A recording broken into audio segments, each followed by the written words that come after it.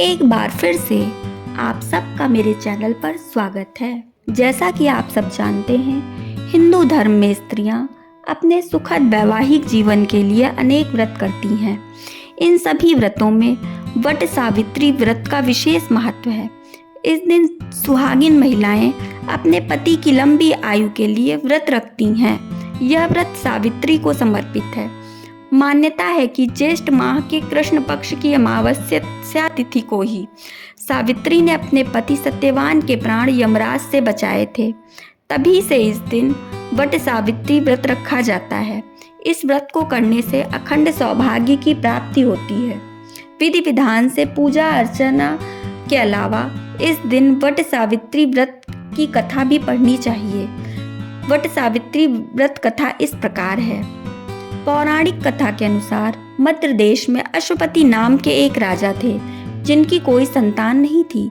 संतान प्राप्ति के लिए उन्होंने यज्ञ करवाया, जिसके फलस्वरूप उन्हें एक कन्या रत्न की प्राप्ति हुई, जिसका नाम सावित्री रखा गया।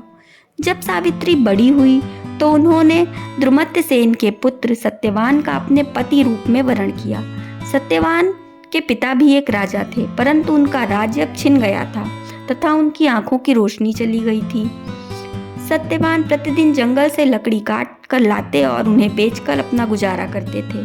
पर जब नारद मुनि को यह पता चला कि सावित्री ने पति के रूप में सत्यवान का वरण किया है, तो उन्होंने अश्वपति को बताया कि सत्यवान अल्पायु हैं, विवाह के 1 वर्ष बाद ही उनकी मृत्यु हो जाएगी। परंतु सावित्री नहीं मानी। वे अपने निर्णय पर अडिग रहीं और सत्यवान से विवाह कर लिया।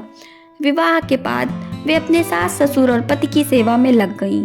समय बीतता गया और वह दिन भी आ गया जो नारद जी ने सत्यवान की मृत्यु के लिए बताया था। उस दिन सावित्री भी सत्यवान के साथ वन को गईं। वन में सत्यवान जैसे ही लकड़ी काटने के लिए पेड़ पर चढ़ने लगे, उनके सर में अथाह पीड़ा होने लगी। तब वे सावित्री की गोद में सर रखकर लेट गए। कुछ ही समय में उनके समक्ष यमदूतों के साथ यमराज आकर खड़े हो गए और सत्यवान की आत्मा को लेकर दक्षिण दिशा की ओर चल दिए। पर पतिव्रता सावित्री भी उनके पीछे पीछे चलने लगी। आगे जाकर यमराज ने सावित्री से कहा, हे पतिव्रता नारी, जहाँ तक मनुष्य साथ दे सकता है, तुमने अपने पति का साथ दिया, अब तुम लौट जाओ। इस पर सावित्री ने कहा कि जहाँ तक मेरे पति जाएंगे, मैं भी वहाँ तक जाऊंगी। यही सनातन सत्य है। यमराज सावित्री की वाणी सुनकर प्रसन्न हुए और उनसे 3 वर मांगने के लिए कहा। तो सावित्री ने कहा, मेरे सास ससुर अंधे हैं, उन्हें नेत्र ज्योति मिल जाए। यमराज ने तथास्तु कहकर उन्हें लौट जाने को कहा और आगे बढ़ गए। पर सावित्री यम के पीछे ही चलती रहीं। यमराज ने प्रसन्न होकर पुनः वर मांगने को कहा। तो सावित्री ने कहा, मेरे सास ससुर का खोया राज्य उन्हें वापस मिल जाए। यमराज ने फिर तथास्तु कर दिया और आगे चल पड़े। पर सावित्री फिर से उनके पीछे पीछे चलने लगी। यमराज ने पुनः सावित्री से वर मांगने को कहा। तो सावित्री ने कहा कि मैं सत्यवान के 100 पुत्रों की मां बनना चाहती हूँ, कृपया आप मुझे यह वरदान दे दें। सावित्री की पति भक्ति से प्रसन्न होकर यमराज ने तथास्तु कह दिया और सत्यवान के प्राणों को पास से मुक्त कर दिया।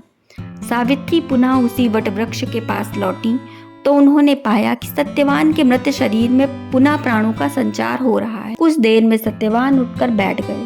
सत्यवान के माता पिता की आंखें भी ठीक हो गईं और उनका खोया राज्य भी वापस मिल गया। दोस्तों, यदि मेरे द्वारा दी जा रही जानकारी आपको अच्छी लग रही है तो मेरे चैनल को सब्सक्राइब करें, वीडियो को लाइक करें और शेयर करें। धन्यवाद।